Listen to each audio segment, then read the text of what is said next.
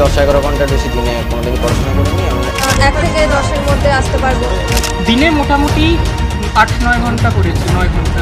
পড়াশোনা আমি 10-12 ঘন্টা বেশি করতাম না। টেনশনটা একটু হয়। আমি পড়তে খুবই ভালোবাসি, একবার পড়তে বসলে আর পড়া। মাধ্যমিক জীবনের প্রথম সবচেয়ে বড় পরীক্ষা। 10টা বছরের অপেক্ষা আর 13টা মাসের পরিশ্রম। অবশেষে মাধ্যমিক হাতে, মাত্র আর কটা দিন। তোকে পারতেই হবে। সামনে প্রায় 7 লক্ষ স্টুডেন্টস, আর তোর লক্ষ্য শুধু পড়ার ওপর।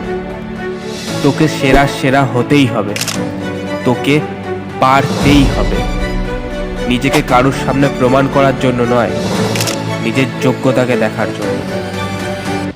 7খানা সাবজেক্ট আর তার 10 গুণ পরিশ্রম তোকে করতেই হবে। তুই ঠিক পারবি, তোকে পারতেই হবে। এখন প্রতিটা মুহূর্ত ইম্পর্টেন্ট, 1 সেকেন্ডও হাতছাড়া করা যাবে না। প্রতিটা প্রশ্নের জন্য তুই তৈরি, প্রতিটা উত্তর তোর অভ্যাস। তুই পারবি, তোকে পারতেই হবে, পারতেই হবে, পারতেই হবে।